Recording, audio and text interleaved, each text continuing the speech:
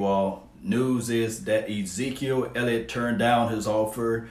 Now, this is the thing about contract negotiation. It goes back and forth. So, unfortunately, he turned down his offer. He believed that, hey, I'm not the second. I don't want to be second to none. So he believed that he should get paid the number one, the highest paid contract out there. Now, what makes this situation unique is this right here, Cowboy Nation. Just hear me out. This is what makes it unique. A lot of times when players hold out, it's towards their last year of their contract. They got one more year left. So by Ezekiel Elliott got 2 more years left, this is like a sort of a conundrum. Whether you don't know whether or not you should go ahead and pay the man. You got the off-field situations going on. And then on top of that, you got 2 years left. Now, in my opinion, this is just my opinion, not nobody else's. I feel that Ezekiel Elliott should just play this year, and then his last year before his contract is over with, that's when he should be doing all of the hard balls. It's kind of like, hey, you got 2 years left, but trends are trends. I think that Todd Gurley's administration camp, if we can say that, Todd Gurley's administration camp when he played for the LA Rams or whatever, or he still played for the LA Rams. I think that when they paid their guy 2 years out, or 2 years before his contract was up, that's the latest trend. My thing is, it's crazy in a sense. I know that a lot of people are upset about it because we are so close. We are so close to being a complete team. But at the end of the day, you have to make your sacrifices, and sometimes you got to cut your losses and cut your businesses and just do the right thing and say, you know what, I'm not finna go back into the situation whereas we be strapped for cash down the line. So I don't think that the Cowboys are going to go ahead and just make those adjustments. They're going to play a little hardball. They're going to see, okay, what can Tony Pollard do? What can Mike Weber do of the world, right? What can Alfred Morris of all people? See what he can do. So that's the reality. I wish we can make stuff up and make things change, but you can't force a man to take that deal. Now, I know a lot of people like to compare and say, well, Todd Gurley is the number one running back, and Ezekiel Elliott numbers are a little bit better than his. And on the defense of the Cowboys, we can say, man, the off the field issues, the late for meetings, the pandering amongst Roger Goodell's for what he is and these sorts of things. It's not similar, you see. Now, Ezekiel Elliott's side, he can say, hey, I'm the best running back in the NFL. And if it was not for 2017, I would have been the champion of a Russian champion for 3 consecutive years. So you guys got to pay me. And it seems like this. Money sometimes do this to people. It inflates your ego.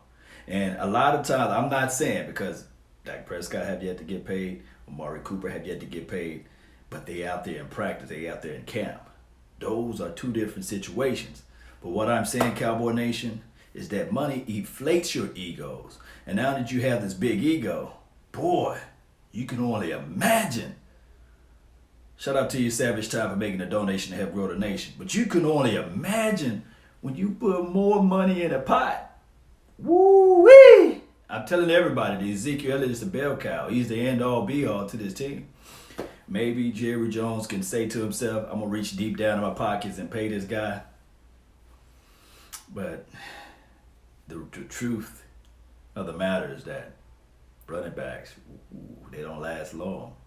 And the scary part about it is that you don't want to sink all your resources in a position that you know that's not going to last long. Look, you see McCown for the Philadelphia Eagles. The guy been playing in the league for a long time. He's still slinging that rock around, right? You see Tom Brady, he's still slinging that rock around. Quarterback positions, right? You see all of these people out here that plays in different positions last a long time. But you're not going to see a 37 or 38-year-old running back out there. Now, nobody put a gun to Ezekiel Elliott's head and say, hey, you're going to play running back. But it is kind of strange that it's 2 years out. And I do know, this is my only thing is with the guy that played for the Cleveland Browns. He's an analyst now. And Ezekiel Elliott retweeted what he said. His name is Joe Thomas. This is my only thing with that. Is that don't listen to people that don't have hardware, Ezekiel Elliott. Joe Thomas don't have hardware. So regardless of the situation, when they said, okay, what we want to do is he want to be the highest paid running back in the NFL and he should do this and he should do that. There's a lot of people where you can take your advice from, but I'm going to tell you right now, I'm not a multi-millionaire. I'm not a guy that's going to be able to throw money around like this and that, but I do have this thing, what we call knowledge and wisdom and understanding. Listen to those who got the hardware. Now, if you about that paper and if you about that chain or that bag and all that good stuff, then so be it.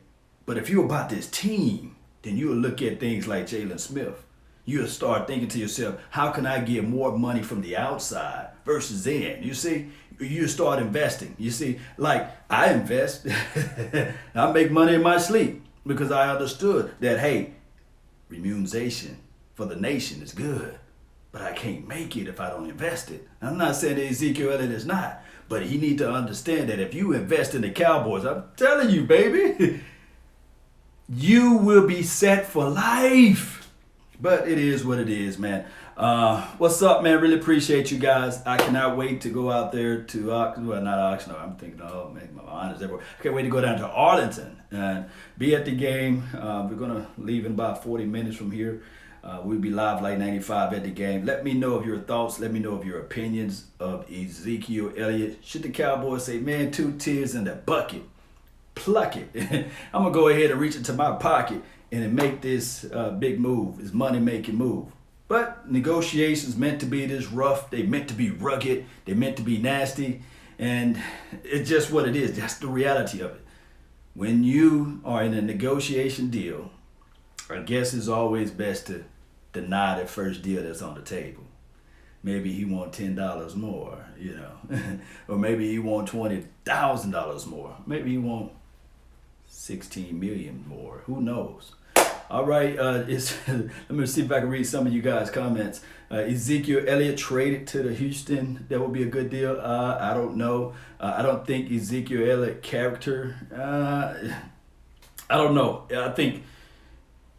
The only way we can look at it, shout out to Stacy Elliott, his father, maybe he can talk to him, but his father is saying that, hey, his son deserved to have the highest paid money of all running backs, or maybe he can talk to somebody else like Emmitt Smith of the world, or maybe a Michael Irvin, or maybe, you know, somebody who got stones, you know, got rings.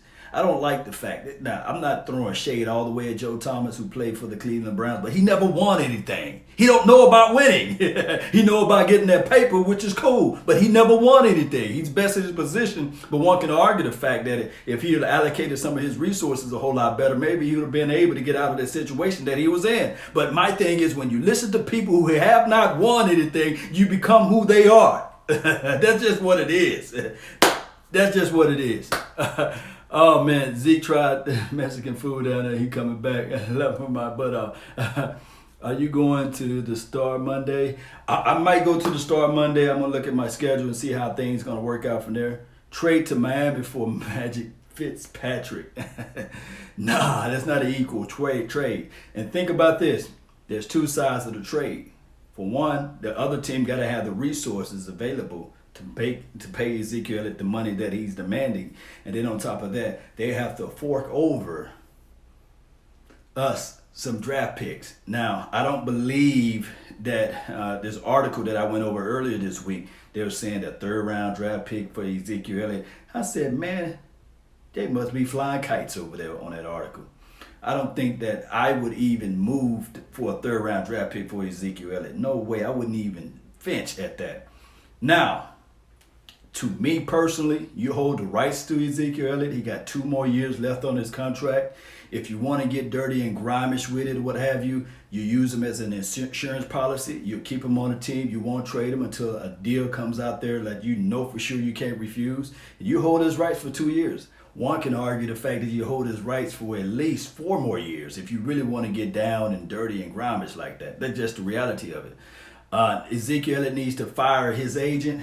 Yeah, because I don't know who his agent representing, but if you are in college right now, don't choose his agency because he's not doing a great job as it relates to PR. Do whatever Ezekiel Elliott agent is, don't choose his agent.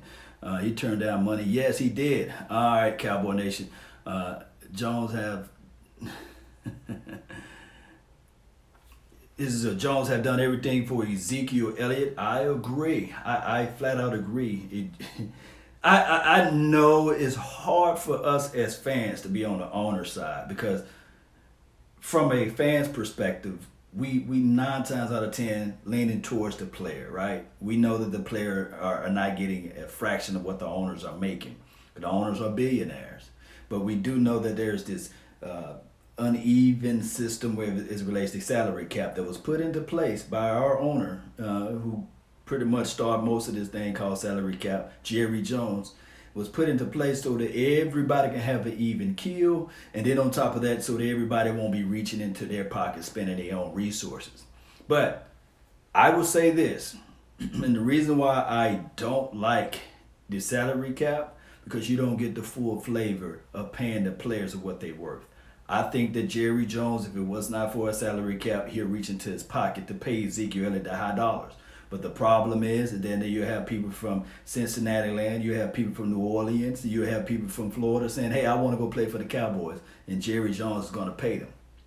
But the problem is that the NFL is such a crazy system, and I'm going to say this before I go, is that they need to revamp the salary cap and don't punish teams that draft well. If you draft well, if the player is homegrown, then you should get some type of remuneration back or some type of discount for drafting that player, especially if they perform. Because 4 years from now, let's say, for example, Tony Pollard does the exact same thing, becomes the NFL lead in rushing for 2 to 3 years in a row.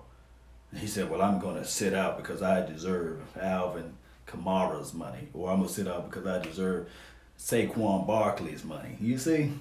So we need to figure something out as it relates to salary cap. All right, Cowboy Nation. That's been my time. I really appreciate you all for yours. Don't forget to hit that like button, share this content. Let a friend, neighbor, foe know where to go. If you're on my Facebook Elite panel, share this thing, review this thing, let people know. Hey, I'm starting up this website as well. It's www.dlawnations.com. Check that out. We got some flavor there for you all. Thank you guys for growing this thing. Let me know how you guys feel about Ezekiel Elliott, because this news is getting me upset. I'm supposed to be enjoying today. It's supposed to be preseason football where we just supposed to be able to look at the growth factor of Michael Gallup, the growth factor of Tony Pollard, the growth factor of number 18 in his offense, Randall Cobb, and evaluating the defense. But now it's a major distraction because everybody know that everybody in their locker room saying, hey, did Zeke sign a deal? Did Zeke get his money? And then they're going to be false faking it with like saying, I'm not mad that he didn't. Or somebody going to be like, I'm mad that he did silently. And then somebody going to be looking at it like, hey, I'm 2 years out from my contract. Shall I sit out? You know, it's like a pattern. So it's distraction regardless of how you look at it. That's what it is, Cowboy Nation. Let's go. Oh, Joe Jackson. Yeah, I can't wait to see that boy. You know what I mean? So let's go, man.